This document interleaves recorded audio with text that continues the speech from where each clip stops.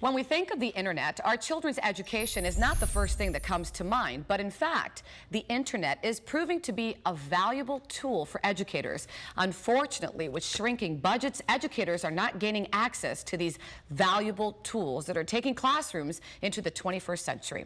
Here to tell us about it is Cathy Cruzan from Funds for Learning and Knezek from the International Society for Technology in Education. Good morning. Good morning. Thank you so much for being here. Great topic to talk about. Don, let me start with you. How important is the internet to education today? Well, it's extremely important, actually, and it's becoming more important as we go. For one thing, we have a lot of experiences now for children to learn concepts and to practice concepts and to do social projects and work. So having access to the internet really is becoming the new standard for how well a student can function in the school system, how well they can build their skills.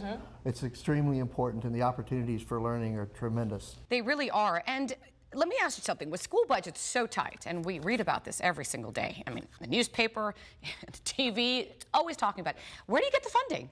Well, that's a good question. There are a number of places, obviously, but what many schools are having to do is look to programs that support them in the whole area of telecommunications, and then also repurposing some of the funding that they've used in one way in previous years to now online and digital opportunities. Okay, Cathy, let me bring you in. Tell me about the programs that are actually out there. One of the primary sources of funding specifically for internet access for technology is the E-rate program.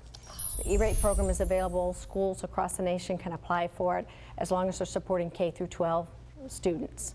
So I've never really heard of E-rate, you're saying? It's E-rate. Tell me about it, because that's something that's new to me. It's new, well, if you're paying for a telephone service right now yourself, if you've got a cell phone or a home phone, you're actually paying into this program. There's about $2.25 billion a year that are available for schools to apply. And what it does is it gives them discounts on services like their internet service or their phone service. Excellent. Now, you were talking about public schools. Can private schools also apply for this kind of funding? Private schools can apply, and even charter schools, and we see a growing number of charter schools applying each year. All right. And Don, how does something like this program help schools? I mean, have you seen the benefit? Sure we have. It ranges widely from Vail, Arizona, where they've gone not only textbook free, but they've gone paperless.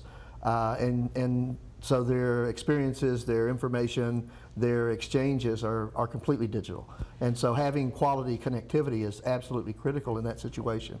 But also, I mean, I returned to the elementary school I went to, and it's a rural, small school, and I had almost no opportunity to do any authentic research until I got a driver's license and could drive to a university library.